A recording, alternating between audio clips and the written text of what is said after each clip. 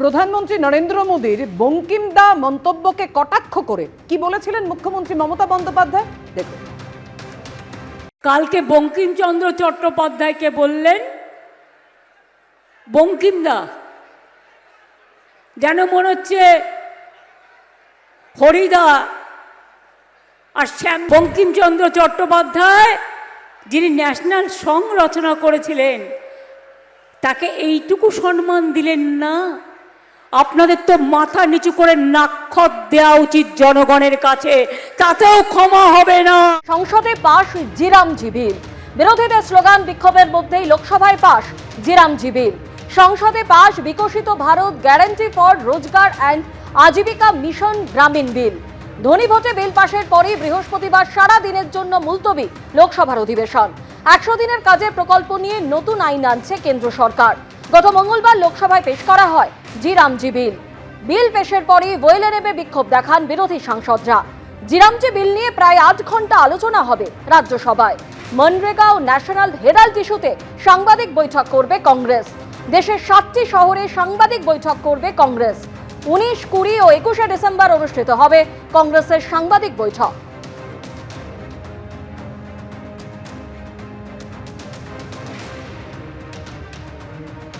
पूरे किए गए कामों की संख्या भी देख लीजिए। आज मैं बोलूंगा, मुझे देश को बताना है, ये मुझे चुप नहीं करा सकते। मेरा नाम भी शिवराज सिंह चौहान है। मैं भारतीय जनता पार्टी का समर्पित कार्यकर्ता हूँ। पूर्ण किए गए काम आपने किए 153 लाख, हमने किए 862 लाख। ये मोदी की गारंटी है। माननीय अध्यक्ष महोदय, मेरी बहनें यहाँ बैठी है, महिलाओं की भागीदारी इनके समय थी 48%, हमारे समय हो गई 56.73%। माननीय अध्यक्ष महोदय, नरेगा साफ में आधार सीडिंग इनके समय 76 लाख थी, हमने की 12 करोड़ 12। हमारी बहन श्रीमती प्रियंका गांधी कह रही थी, नाम तो गांधी लगा लिया है, गांधी को भी गांधी से चुराने का पाप कांग्रेस ने किया है। माननीय अध्यक्ष महोदय, ये कह रहे थे कि किस सनक में ये नाम बदल रहे हैं। सनक की बात की थी, सनक में हम नहीं है, सनक में मोदी सरकार नहीं है। नाम रखने की सनक तो कांग्रेस की है। माननीय अध्यक्ष महोदय, कितनी योजनाओं के नाम महात्मा गांधी के नाम पे आपने रखे। माननीय अध्यक्ष महोदय, इनने नाम महात्मा गांधी के नाम पर नहीं रखे। গান্ধীজিকে সরিয়ে রামের নামে বিল। 100 দিনের কাজের প্রকল্পের নাম পরিবর্তনের প্রতিবাদ। সংসদ চত্বরে ইন্ডিয়া জোটের মিছিল। শামিল তৃণমূল।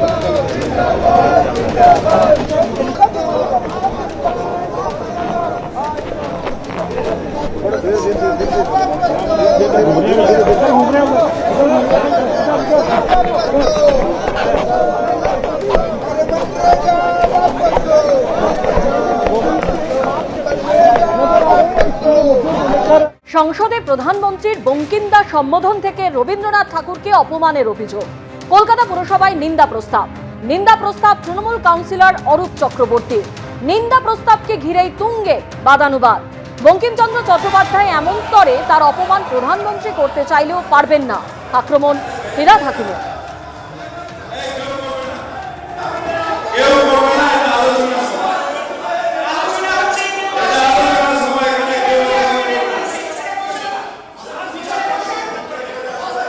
সরাসরি আমাদের প্রতিনিধি অর্ণব মুখোপাধ্যায় আমাদের সঙ্গে রয়েছেন। অর্ণব, আমরা সেই ছবি দেখতে পাচ্ছি যে কলকাতা পুরসভায় নিন্দা প্রস্তাবে একেবারে তুলকালাম পরিস্থিতি তৈরি হয়।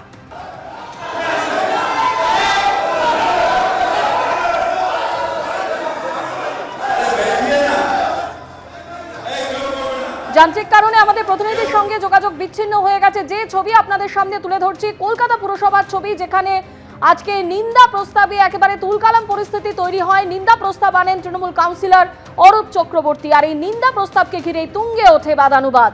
বঙ্কিমচন্দ্র চট্টোপাধ্যায় এমন স্তরে তার অপমান প্রধানমন্ত্রী করতে চাইলেও পারবেন না, আক্রমণ ফিরহাদ হাকিমের।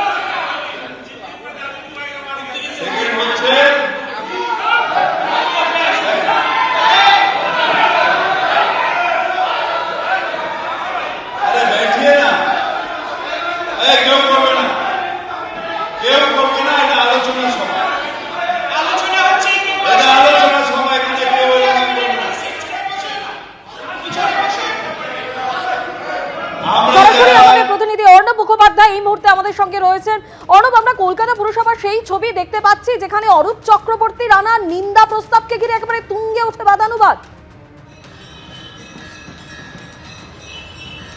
একদমই, দেখো, অরূপ চক্রবর্তী এই নিন্দা প্রস্তাব এনেছিলেন, কিন্তু সেখান থেকে আলোচনাটা ক্রমশ অন্যদিকে যেতে শুরু করে। অরূপ চক্রবর্তী তিনি বক্তব্য রাখলেন, সজল ঘোষ রাখলেন, দেবাশিস কুমার রাখলেন, তারপর বৈশ্বনাথ চট্টোপাধ্যায় রাখলেন, সবশেষে মেয়র ফিরহাদ হাকিম তিনি যখন বলতে উঠলেন, সেখান থেকে তিনি বিহারের প্রসঙ্গ ক্রমশ টেনে আনেন এবং সেই নীতিশ কুমারের সেই ঘটনাটা তিনি তুলে ধরেন। এবং তার পাশাপাশি যেটা দেখা যায় যে বিজেপির পক্ষ থেকে তাকে আক্রমণ করা হচ্ছে এবং সেই আক্রমণের উত্তর দিতে গিয়েই তিনি উত্তেজিত হয়ে পড়েন। সজল ঘোষ তিনি এই আক্রমণ করেন এবং তার উত্তর দিতে গিয়ে কিন্তু মেয়র উত্তেজিত হয়ে পড়েন এবং তার পাশাপাশি জলের বোতল নিয়ে আসা হয় এবং তাকে শান্ত করার জন্য দেবাশিস কুমার চলে আসেন। পরে ঘনিষ্ঠ মহলে মেয়র জানিয়েছেন যে এই ধরনের ব্যক্তি আক্রমণ সেটাকে তিনি অসম্মানিত বোধ করেন এবং সেই কারণেই তিনি এরকম রিয়্যাক্ট করেছেন। অন্যদিকে বামেদের পক্ষ থেকে যেটা বলা হচ্ছে যে পুরসভার মাসিক অধিবেশনে পুরসভা সংক্রান্ত আলোচনা হওয়া উচিত, যেখানে এখানে উন্নতির বিষয়ে আলোচনা হবে, কিন্তু তার জায়গায় আলোচনাটা যে জায়গায় নিয়ে গেছে সেই জন্য তারা আবার তৃণমূল এবং তার পাশাপাশি বিজেপি উভয়ের দিকে আঙুল তুলেছে। কিন্তু আজকে আলোচনাটা এই যখন মেয়রের দিকে আক্রমণের তীর ধেয়ে আসে, তার পাশাপাশি তৃণমূলের অন্যান্য কাউন্সিলররা তারাও টিপ্পনী দিতে শুরু করেন, বিজেপির পক্ষ থেকেও বিভিন্ন কথা বলা শুরু হয়ে যায়। অন্যদিকে যেটা দেখা যায় যে মীনা দেবী পুরোহিত আমরা সেই ছবি যখন তুঙ্গে ওঠে বাদানুবাদ, বঙ্কিমচন্দ্র চট্টোপাধ্যায় এমন স্তরে তার অপমান প্রধানমন্ত্রী করতে চাইলেও পারবেন না, আক্রমণ শানিয়েছেন ফিরহাদ হাকিম। আপনিও তো মিনি পাকিস্তান বলেছিলেন, পাল্টা আক্রমণ বিজেপি কাউন্সিলর সজল ঘোষের। আচ্ছা, পাকিস্তানি ইস্যুতে মেয়র উত্তেজিত কতদিন ধরে হবেন? কিছুই বলেনি, আপনারা দেখেছেন। আমি বলেছি উনি কাউকে একজনকে পাকিস্তানের সমর্থক বলছিলেন আর উনি নিজেই মিনি পাকিস্তান বলেছিলেন। ইনি আজকে চিৎকার করলেন যে দেখাতে পারলে উনি রিজাইন করবেন, আমি নিশ্চয়ই দেখিয়ে দেবো। সেটা হচ্ছে মিনি পাকিস্তান শব্দটা উনি উচ্চারণ করেছিলেন। এই কর্পোরেশনের মেয়র তিনি কি করে বলতে পারেন যে অর্ধেক বাংলার মানুষ উর্দুতে কথা বলবেন? তিনি কি করে দাওয়াতে ইসলাম দিয়ে বলতে পারেন যে হিন্দু গর্ভে জন্মানো সেটা দুর্ভাগ্যের বিষয়? যদি কারোর হিজাব টানলে নরকে জায়গা হয়, তাহলে এই কথাটা বলার কারণেও মেয়রের স্বর্গে জায়গা হবে না। উনি যেমন বলেছেন ভগবান এদের ক্ষমা করো, ভগবানের নাম নিয়েছেন, খুশি হয়েছে আমরা, কিন্তু আমিও বলছি ভগবান যেন ওনাকেও ক্ষমা করেন যেই কথা বলার জন্য। এবিপি আনন্দ, এগিয়ে থাকে, এগিয়ে রাখে।